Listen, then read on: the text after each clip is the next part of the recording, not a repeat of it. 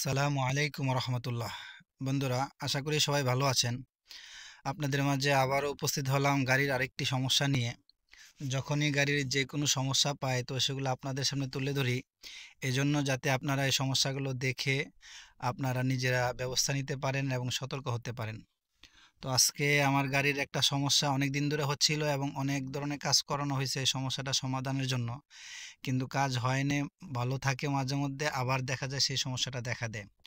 তো সেই সমস্যাটা হচ্ছে যে এই যে আমার গাড়িতে যখন গ্যাসে স্টার্ট দেওয়ার পরে গ্যাসে স্টার্ট হয় না, অর্থাৎ গাড়ির পিক আপে উঠে না, সাথে সাথে ছেড়ে দেয়, বটবট বটবট করে ছেড়ে দেয়। অর্থাৎ মনে হইতেছে যে হাওয়া বের হয়ে যাইতেছে বা গাড়ি স্টার্ট নিচ্ছে না, মানে গাড়ি স্টার্ট নেয় না, পিক আপে হচ্ছে না। কিন্তু আবার তেলে দিলে ঠিকই আবার কি হয়, মানে স্টার্ট হয়, গাড়ি সুন্দরভাবেই চলে।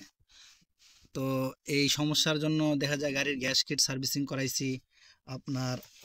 এই যে এই কন্টাক্ট সুইচ, অনেকে বললে যে কন্টাক্ট সুইচের সমস্যা ফাটা, তো এটাও চেঞ্জ করছি। চেঞ্জ করে এক সপ্তাহ ভালো চলছে, কিন্তু সেই সমস্যাটা আবার দেখা দিছে গতকালকে। তো আপনাদেরকে দেখায় যে কি সমস্যাটা আসলে। দেখেন, আমি গাড়িটা এই যে স্টার্ট দিচ্ছি, এখন গ্যাসে দেওয়া আছে, দেখেন এই কিন্তু গট গট গট গট করে কিন্তু স্টার্ট নিল, এই যে আবার কিন্তু ছেড়ে দিছে। আবার দেখেন এই যে স্টার্ট দিচ্ছি,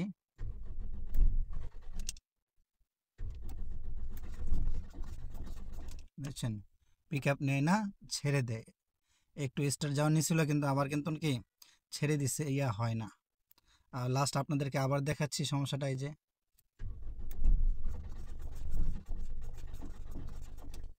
হয় না। এখন গাড়ি তেলে দেওয়া আছে, এবার আমি যদি তেলে স্টার্ট দিই, দেখেন এই যে এক ক্লিকেই কিন্তু গাড়ি স্টার্ট হয়ে গেছে। ঠিক আছে, গাড়ি কিন্তু এই যে এখন স্টার্টে আছে, বা মোটামুটি রানিং, মানে ওকে। তো এটা কি সমস্যার কারণে হচ্ছে, এই জন্য আমি গ্যারেজে যাচ্ছি এবং কিভাবে এটা সমস্যার সমাধান করে, কি কারণে হয়েছে তার বিস্তারিত আপনাদেরকে জানাবো। তো আশা করি আপনারা এই ভিডিওটি পুরোটাই দেখবেন, তা আপনারা এই সমস্যা থেকে সমাধান পাবেন ইনশাল্লাহ। বন্ধুরা, আমি চলে আসলাম মিরপুর 1-এ ঢাকা মোটরস ইউসুফ ভাইয়ের কাছে।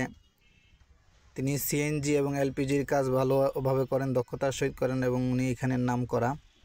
তো লোকেশনটা হয়েছে আপনার মিরপুর 1 সনি হলের সামনে দিয়ে চিড়িয়াখানা রুট যেতে, ঈদগাহ মাঠের পরেই, চিড়িয়াখানা যেতে গোল চত্বরের আগে। তো আমরা চলে আসলাম এখানে। গ্যাস কিট খুলতেছে, খুলে উনি চেক করে দেখবেন কি সমস্যা। সমস্যা ফাইন্ড আউট করার পরেই ব্যবস্থা নেওয়া হবে। এই যে আপনাদেরকে জানিয়েছিলাম যে আমার গাড়ির গ্যাসে স্টার্ট হয় না, কিন্তু তেলে ঠিকই স্টার্ট হয়। তো যেই সমস্যাটা পাওয়া গেছে ফাইনালি, এই যে গ্যাস কিট, এই যে দেখতে পাচ্ছেন গ্যাস কিট, এই গ্যাস কিটের সমস্যা হওয়ার কারণে গ্যাসটা আপনার কি হয় না, ট্রান্সফার হয় না। এই যে আমি আপনার চেঞ্জ করেছিলাম, কন্টাক্ট সুইচও চেঞ্জ করেছিলাম, কিন্তু কোনো লাভ হয় নাই। আমার এই গ্যাস কিটটাই চেঞ্জ করতে হয়েছে। তো এই গ্যাস কিটটা চেঞ্জ করলাম, গ্যাস কিটটা চেঞ্জ করে আর কোনো কিছু করা লাগে নাই। তো গাড়ি কিন্তু এখন ওকে হয়ে গেছে। তাইলে এই গ্যাস কিটের কারণে গাড়ি কি হচ্ছিল না, আপনার গ্যাসে স্টার্ট নিচ্ছিল না। কন্টাক্ট সুইচ ভালো, তারপর হইছে গ্যাস কিট সার্ভিসিং করা হয়েছে, তারপর রিলে ঠিক আছে, কোবরা ঠিক আছে, তারপর হইল আপনার কি বলে বাটারফ্লাই, সব কিছু ঠিক আছে। কিন্তু তারপরেও গাড়ি গ্যাসে স্টার্ট নিচ্ছিল না।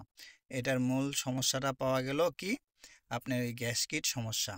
এই গ্যাস কিট সমস্যার কারণে গাড়িতে আপনার কি হচ্ছে, গ্যাসটা যাচ্ছিল না, গ্যাস লাইনে পাচ্ছিল না, তাই গাড়ি গ্যাসে স্টার্ট নিচ্ছিল না। তো এই সমস্যাটা পাওয়া গেল। আর এটার বিপরীতে আরেকটা রিকন্ডিশন, গ্যাস কিট লাগানো হয়েছে, সেম খুলে লাগানো হয়েছে, এখন কিন্তু গাড়ি ওকে হয়ে গেছে, গাড়ি গ্যাসে স্টার্ট নিচ্ছে এবং স্মুথলি চালিয়ে আসলাম অনেক দূর পর্যন্ত, এখনও পর্যন্ত কোনো সমস্যা পাওয়া যায় নাই। তো এই হইলো আপডেট, বা এই হইলো আপনাদের, যদি কখনো এরকম সমস্যা হয় আপনারা এই জিনিসগুলো করে দেখতে পারেন বা জেনে রাখতে পারেন, তাহলে আপনাদের কাজে আসবে। ঠিক আছে, আর এরপরে যদি কোনো সমস্যা হয়ে থাকে তাহলে আপনাদেরকে ইনশাল্লাহ আপডেট জানানো হবে।